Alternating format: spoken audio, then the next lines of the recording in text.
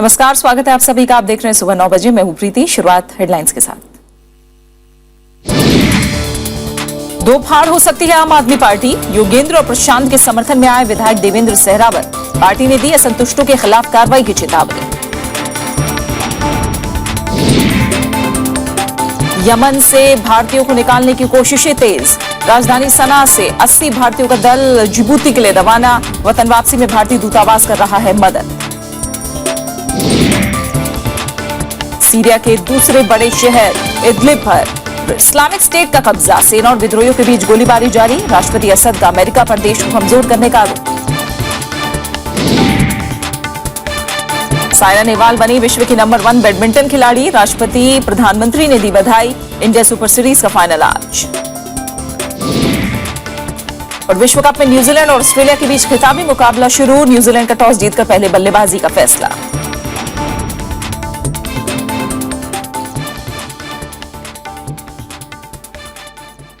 राष्ट्रपति प्रणब मुखर्जी ने राज्यसभा के 234वें सत्र का शनिवार को अवसान कर दिया।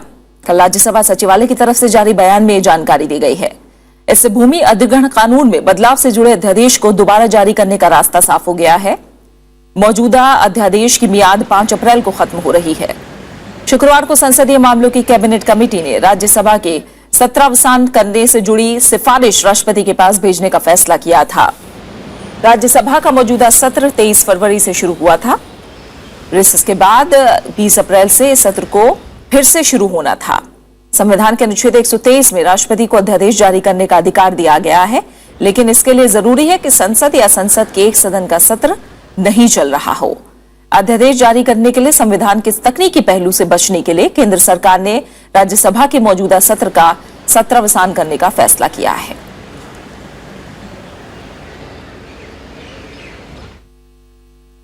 और इस बीच केंद्रीय वित्त मंत्री अरुण जेटली ने कहा है कि भूमि अधिग्रहण संशोधन विधेयक को पारित कराने के लिए सरकार विपक्ष से खुली बातचीत को तैयार है।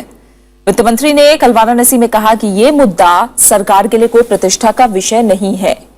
भूमि अधिग्रहण संशोधन विधेयक को लोकसभा से मंजूरी मिल गई है, लेकिन संख्या बल कम होने की वजह से राज्यसभा से इसे पारित कराना सरकार के लिए बड़ी चुनौती है।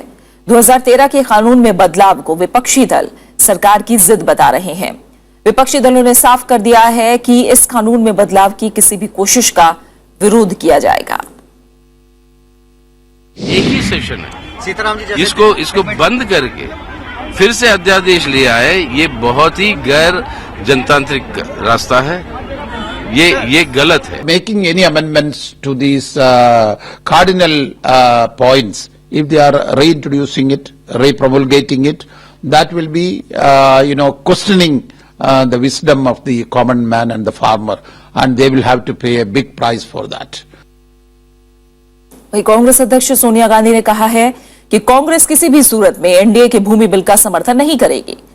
उन्होंने शनिवार को अपने संसदीय क्षेत्र रायबरेली और राहुल गांधी के संसदीय क्षेत्र अमेठी में फसलों के नुकसान का जायजा लिया।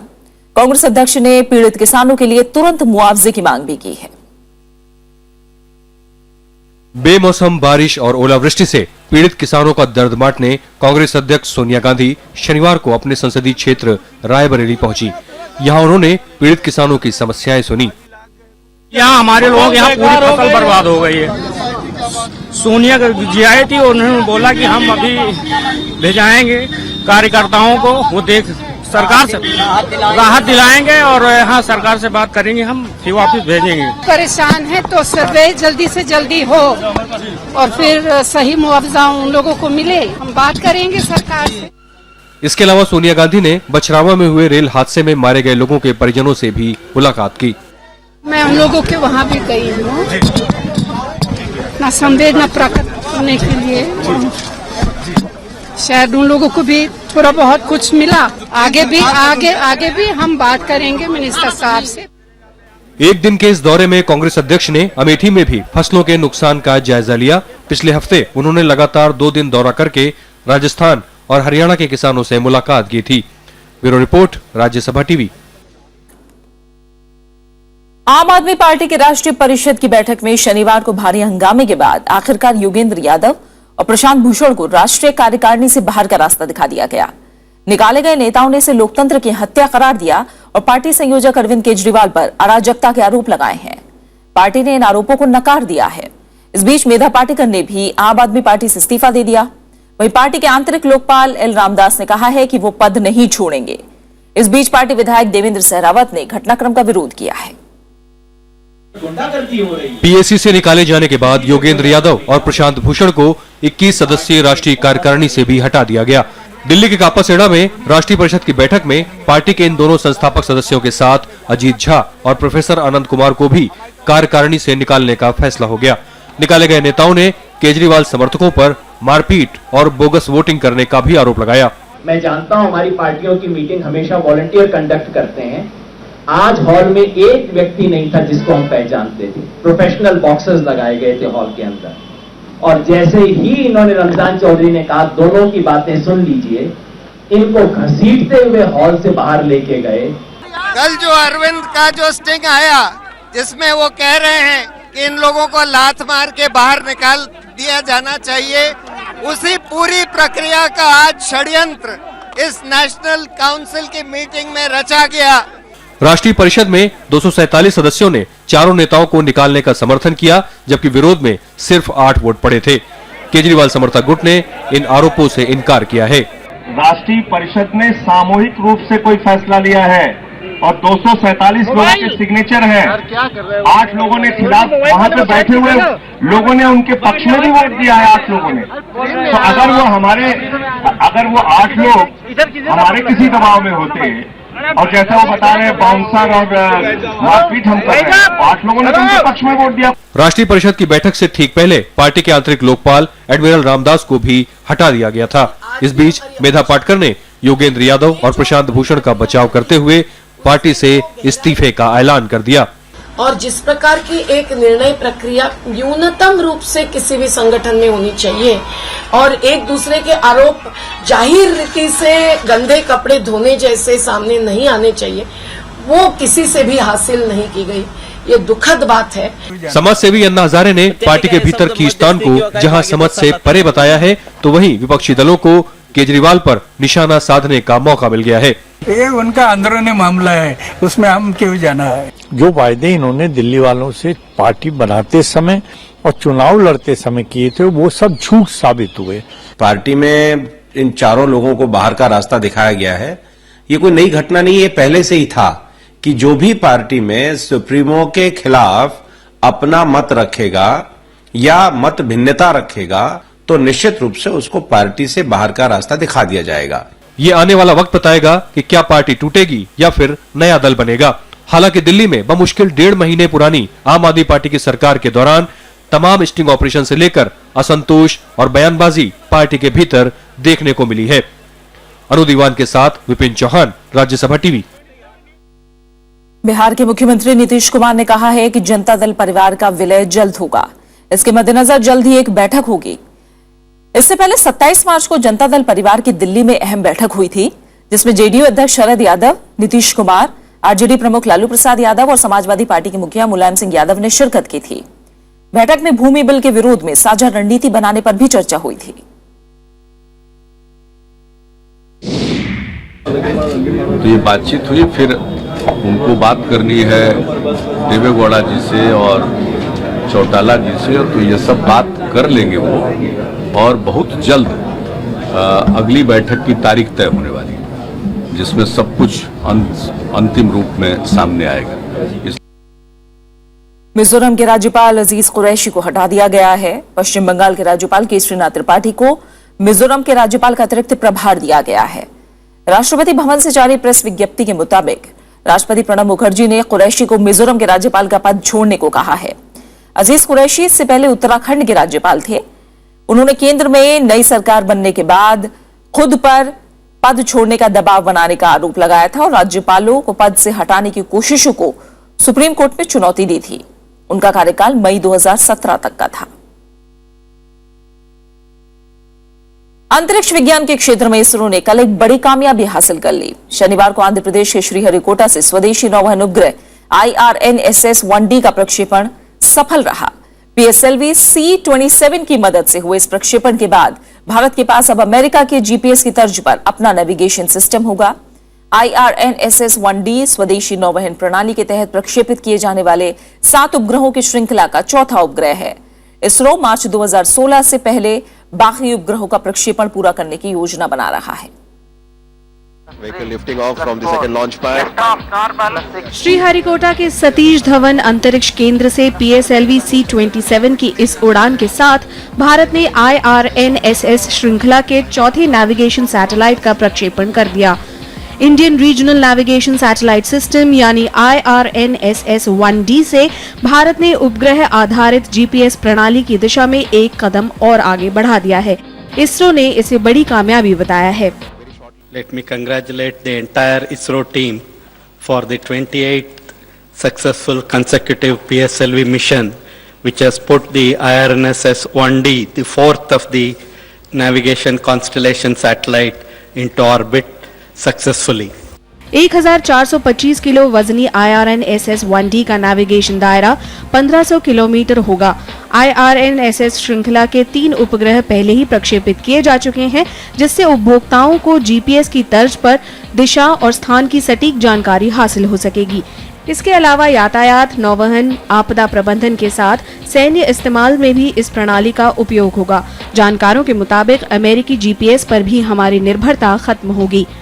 ये सिस्टम चलना शुरू हो जाएगा अगले साल के अंत तक।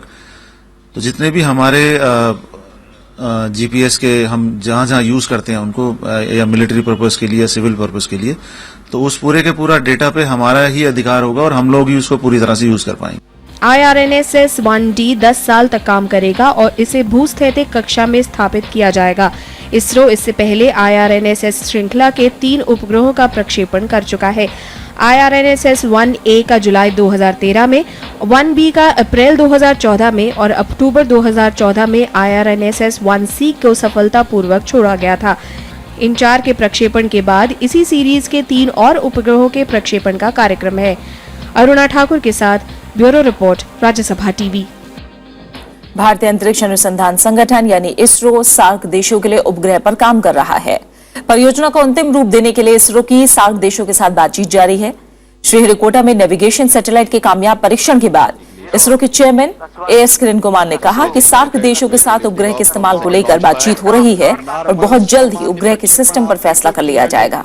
उन्होंने उम्मीद जताई कि इस परियोजना को मंजूरी मिलने के बाद अगले 18 महीने में इस दिशा में महत्वपूर्ण प्रगति होगी। दक्षिण एशिया के विकास में महत्वपूर्ण भूमिका निभाने के मकसद से प्रधानमंत्री नरेंद्र मोदी ने पिछले साल इसरो से एक सार्क उपग्रह बनाने को कहा था, जिसे पड़ोसी देशों को उपहार के तौर पर भेंट किया जा सके। चेयरमैन को सभी निदेशकों से SARC, yeah, the process is on. Now we are also having discussions with the SARC countries also to look at how exactly they will use. Very soon the whole configuration and the system will be decided, and we expect to get into this. Once the approval takes place in about 18 months, we expect to put such a system into orbit. और आप बने रहे हमारे साथ, लौट रहे हैं एक छोटी सी ब्रेक के बाद।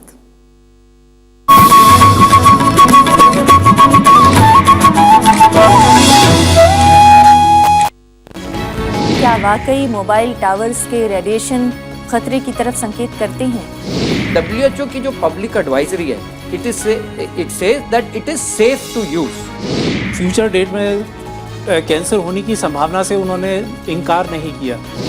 आई don't have any studies to prove myself, but हम लोग देख रहे हैं कि स्पर्म काउंट ड्रॉप कर रहा है।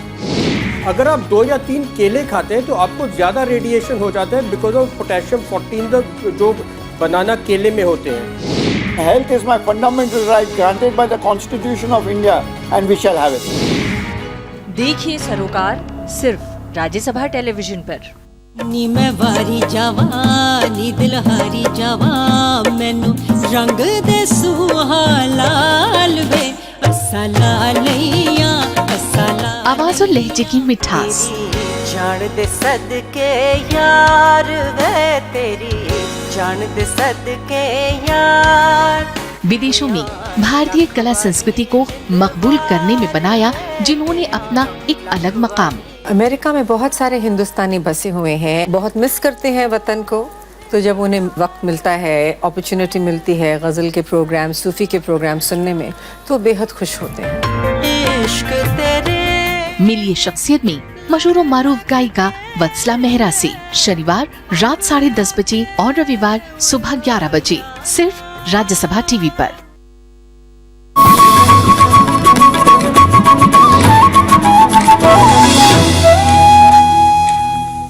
ब्रेक के बाद आपका स्वागत है। आइए रुक करते हैं कुछ और अहम खबरों का। आधुनिक सिंगापुर के जनक और पहले प्रधानमंत्री दिवंगत ली कुआन यू के अंतिम संस्कार में प्रधानमंत्री नरेंद्र मोदी शामिल होने के लिए सिंगापुर पहुंच चुके हैं। प्रधानमंत्री नरेंद्र मोदी के अलावा ऑस्ट्रेलिया के प्रधानमंत्री टोनी एबर्ट, अमेरिका के पूर्व राष्ट्रपति बिल क्लिंटन, जापान के प्रधानमंत्री समेत दुनिया भर के कई जानी मानी हस्तियां भी उनके अंतिम संस्कार में शामिल हो रही हैं। ली कुआन का पार्थिव शरीर सिंगापुर के संसद भवन परिसर में लोगों के अंतिम दर्शन के लिए रखा गया है। अंतिम यात्रा स्थानीय समय के मुताबिक दोपहर 12:30 बजे शुरू होगी और करीब 16 किलोमीटर की दूरी तय करके 2 बजे के करीब नेशनल यूनिवर्सिटी ऑफ सिंगापुर पहुंचेगी, जहां दिवंगत नेता का अंतिम संस्कार किया जाएगा। निमोनिया से पीड़ित ली का सोमवार को 91 साल की उम्र में एक अस्पताल में निधन हो गया था। ली कुआन यू 31 साल तक सिंगापुर के प्रधानमंत्री रहे। वो 2011 तक सरकार में सक्रिय रहे। सिंगापुर की समृद्धि का पूरा श्रेय ली कुआन यू को ही दिया जाता है। भारत में भी आज ली के सम्मान में 1 दिवसीय राष्ट्रीय शोक का ऐलान किया गया है। यमन में फंसे भारतीयों को निकालने का काम जारी है। राजधानी सना से 80 भारतीय जिबूती के लिए रवाना हो गए, जहां भारतीय दूतावास उनकी स्वदेश वापसी में मदद करेगा। विदेश मंत्रालय ने 24 घंटे नियंत्रण कक्ष की स्थापना की है ताकि यमन में स्थिति की निगरानी की जा सके। इस बीच यमन में तीसरे दिन भी सऊदी अरब के नेतृत्व में हवाई हमले जारी हैं। इन हमलों से रिहायशी इलाकों में भी भारी तबाही हुई है। वहीं मिस्र में अरब लीग की बैठक जारी है। दूसरी तरफ सीरिया में हालात खराब हो गए हैं। कल इस्लामिक स्टेट ने सीरिया के उत्तर पश्चिमी महत्वपूर्ण शहर इदलिब पर कब्जा कर लिया। इस बीच राष्ट्रपति बशर अल असद ने अमेरिका पर आरोप लगाते हुए कहा है कि रूस को कमजोर करने के लिए अमेरिका उसे सीढ़ी बनाना चाहता है। सड़कों पर जश्न मनाते और गोलियां चलाकर नारे लगाते विद्रोहियों की ये तस्वीरें सीरिया की हकीकत बयां करने के लिए काफी है। रक्का शहर पर कब्जा करने के बाद इस्लामिक स्टेट ने लड़ाई तेज कर दी। देखते ही देखते इदलिब शहर आईएस के कब्जे में आ गया।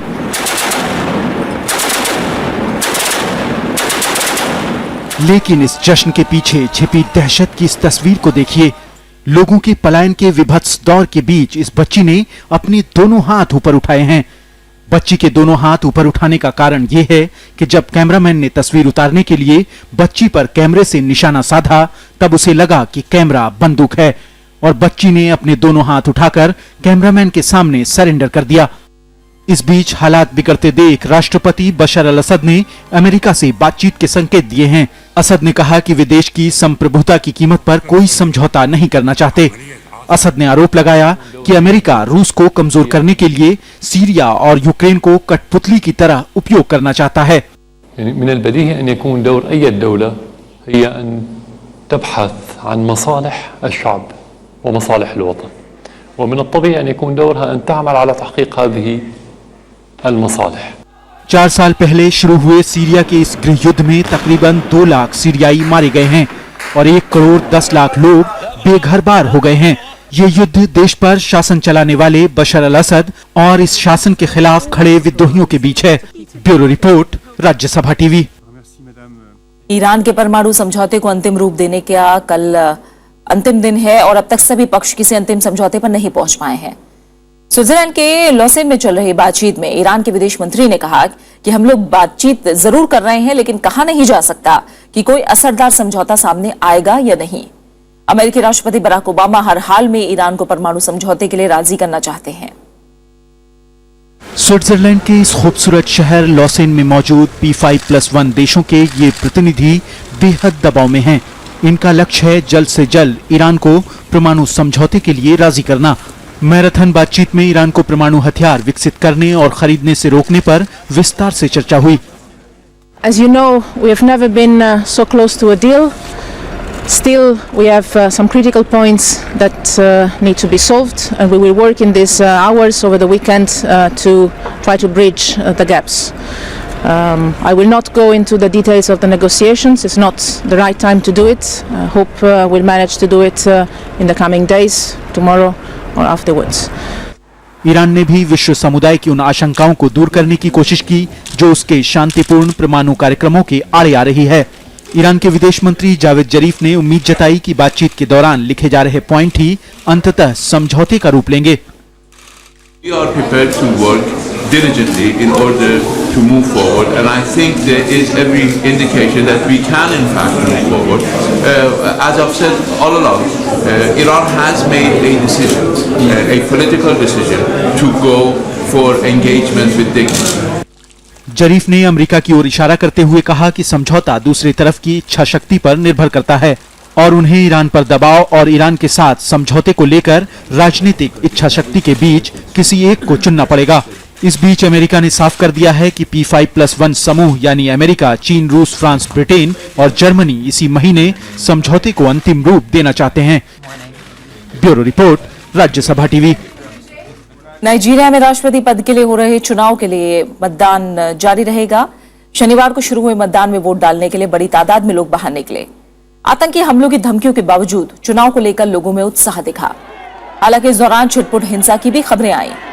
दक्षिण मध्य इनिगो प्रांत में 2 पेट्रोल स्टेशनों पर 2 कार बम विस्फोट हुए। मुख्य मुकाबला राष्ट्रपति गुडलक जोनाथन और पूर्व सैन्य तानाशाह मोहम्मद बुहारी के बीच है। 1999 में सैन्य शासन खत्म होने के बाद इस चुनाव को ऐतिहासिक माना जा रहा है। नाइजीरिया में राष्ट्रपति पद के लिए 14 उम्मीदवार हैं। इनमें देश के मौजूदा राष्ट्रपति गुडलक जोनाथन भी शामिल हैं। नाइजीरिया में राष्ट्रपति चुनाव पहले 14 फरवरी को होने वाले थे, लेकिन सुरक्षा कारणों से चुनाव 28 मार्च तक के लिए स्थगित कर दिए गए। सोमालिया की राजधानी मोगादिशु में मक्का अल मुकर्रम होटल को अल शबाब आतंकियों के कब्जे से छुड़ा लिया गया है। इस होटल पर शुक्रवार को अल शबाब के आतंकियों ने हमला करके कब्जे में ले लिया था। इस दौरान सुरक्षा बलों की कार्रवाई में 6 हमलावरों समेत कम से कम 24 लोग मारे गए। इनमें स्विट्जरलैंड में सोमालिया के राजदूत भी शामिल हैं। इससे पहले फरवरी में भी राजधानी मोगादिशु के एक होटल में हुए बम धमाके में 4 सांसद समेत 20 लोग मारे गए थे। और एक अहम खबर खेल जगत से जुड़ी हुई, भारत की स्टार शटलर और ओलंपिक कांस्य पदक विजेता साइना नेहवाल के लिए शनिवार का दिन दोहरी खुशी लेकर आया। पहले तो वो विश्व की नंबर 1 बैडमिंटन खिलाड़ी बन गई, साथ ही उन्होंने इंडिया सुपर सीरीज के सेमीफाइनल मुकाबले में जीत हासिल करके फाइनल में भी जगह बना ली है। खिताबी भिड़ंत आज होगी। राष्ट्रपति प्रणब मुखर्जी और प्रधानमंत्री नरेंद्र मोदी ने साइना नेहवाल को बधाई दी है। क्रिकेट विश्व कप में भारत की हार से निराश खेल प्रेमियों को साइना नेहवाल ने मुस्कुराने की वजह दे दी। शनिवार को इंडिया सुपर सीरीज सेमीफाइनल के लिए कोर्ट में उतरने से पहले ही साइना नेहवाल विश्व की नंबर 1 खिलाड़ी बन गईं, जब स्पेन की कैरोलिना मारिन दूसरे सेमीफाइनल में हार गईं। साइना ने विश्व रैंकिंग में चीन की ली झुरोई को पीछे छोड़ दिया और ऐसा करने वाली भारत की पहली महिला बैडमिंटन खिलाड़ी बन गईं। मैंने तो कभी कुछ भी नहीं सोचा था कि ये सब आ जाएगा मुझे, लेकिन काफी कुछ अचीवमेंट्स आ गए हैं और आज वर्ल्ड नंबर 1 भी बन चुकी हूँ, ओलंपिक मेडल भी ले चुकी हूँ, तो काफी अचीवमेंट्स अचीव कर रहे हैं मैंने। लेकिन ये सिर्फ मुझे मोटिवेट करते हैं और अच्छा खेलने के लिए और आगे बढ़ने के लिए और बेटर परफॉर्मेंस देने के लिए। इसके बाद साइना ने India super series badminton tournament के फाइनल में पहली बार पहुंचकर खुशी को दोगुना कर दिया। शनिवार को हुए सेमीफाइनल मुकाबले में उन्होंने जापान की यूई हाशिमोतो को 21-15, 21-11 से हरा दिया। अब फाइनल में उनका सामना पूर्व विश्व चैंपियन थाईलैंड की रिचानोक इंतानोन से होगा। फाइनल्स भी खेल रही हूँ इंडिया ओपन का फर्स्ट टाइम, तो वो भी एक बड़ा अचीवमेंट है। 5 साल से मैं खेल रही हूँ, 4 साल से, लेकिन 5th टाइम मैं फाइनल्स खेल रही हूँ, तो ये भी बहुत बड़ी अचीवमेंट है। वहीं इस टूर्नामेंट के पुरुष वर्ग में स्विस ओपन जीतने वाले दुनिया के 4थे नंबर के खिलाड़ी किदाम्बी श्रीकांत ने चीनी क्वालिफायर शू सोंग को 21-16, 21-13 से हरा दिया। आज फाइनल में उनका सामना डेनमार्क के विक्टर एक्सेलसेन से होगा। Bureau report, Rajya Sabha TV. और बात क्रिकेट की करें तो वनडे क्रिकेट में दुनिया का सिरमौर बनने के लिए ऑस्ट्रेलिया और न्यूजीलैंड के बीच मुकाबला जारी है। मेलबर्न में खेले जा रहे फाइनल मैच में न्यूजीलैंड ने टॉस जीता और पहले बल्लेबाजी करने का फैसला लिया है। न्यूजीलैंड पहली बार विश्व कप की खिताबी भिड़ंत में पहुंचा है। मौजूदा विश्व कप में सभी मैच जीतकर न्यूजीलैंड पहली बार विश्व विजेता बनने से सिर्फ एक कदम दूर है। वहीं ऑस्ट्रेलियाई टीम 5वीं बार विश्व चैंपियन बनना चाहेगी। सेमीफाइनल में भारत को हराकर ऑस्ट्रेलिया की टीम 7वीं बार फाइनल में पहुंची है। It's the final countdown.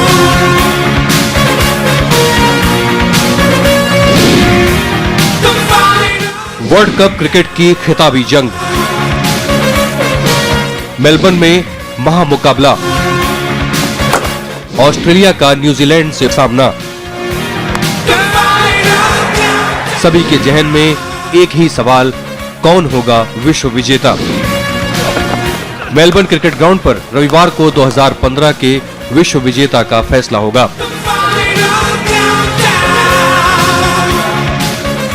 लगातार 8 मैचों में जीत के साथ न्यूजीलैंड खिताबी जंग में पहुंचा है। इतना ही नहीं, उसने ऑस्ट्रेलिया को लीग मैच में शिकस्त दी है। वहीं ऑस्ट्रेलिया ने फाइनल तक का सफर 6 मैच जीतकर पूरा किया है। विश्व कप के इतिहास पर नजर डालें तो दोनों टीमों के बीच 9 बार आमना सामना हुआ है, जिसमें 6 मैच ऑस्ट्रेलिया ने तो 3 मैच न्यूजीलैंड ने जीते हैं। वहीं कंगारुओं की सरजमी पर न्यूजीलैंड ने अब तक 11 मैच खेले हैं, जिसमें से 4 में उसे जीत और 5 में हार का सामना करना पड़ा है, जबकि 2 मैच बेनतीजा रहे हैं। खिताबी भिड़ंत से पहले ऑस्ट्रेलियाई कप्तान माइकल क्लार्क ने वनडे मैचों से संन्यास का ऐलान किया है। Bureau report, Rajya Sabha TV. New Zealand पहले बल्लेबाजी कर रहा है और शुरुआती सफलता भी ऑस्ट्रेलिया के हाथ लग गई है। 1 विकेट न्यूजीलैंड का गिर चुका है। फिलहाल 19 रन हुए हैं। 20 रन अब बताते बताते हो गए और 5.5 ओवर पूरे हो चुके हैं। आइए अब आखिर में एक नजर डाल लेते हैं हेडलाइंस पर।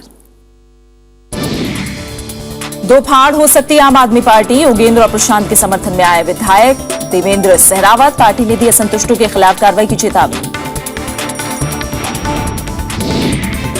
यमन से भारतीयों को निकालने की कोशिशें तेज, राजधानी सना से 80 भारतीयों का दल जिबूती के लिए रवाना। वतन वापसी में भारतीय दूतावास कर रहा है मदद। सीरिया के दूसरे बड़े शहर इदलिब पर इस्लामिक स्टेट का कब्जा, सेना और विद्रोहियों के बीच गोलीबारी जारी। राष्ट्रपति असद का अमेरिका पर देश को कमजोर करने का आरोप। साइना नेहवाल बनी विश्व की नंबर 1 बैडमिंटन खिलाड़ी। राष्ट्रपति प्रधानमंत्री ने दी बधाई। इंडिया सुपर सीरीज का फाइनल आज। और विश्व कप में न्यूजीलैंड और ऑस्ट्रेलिया के बीच खिताबी मुकाबला शुरू। न्यूजीलैंड का टॉस जीतकर पहले बल्लेबाजी का फैसला। मैकुलम बिना खाता खोले आउट।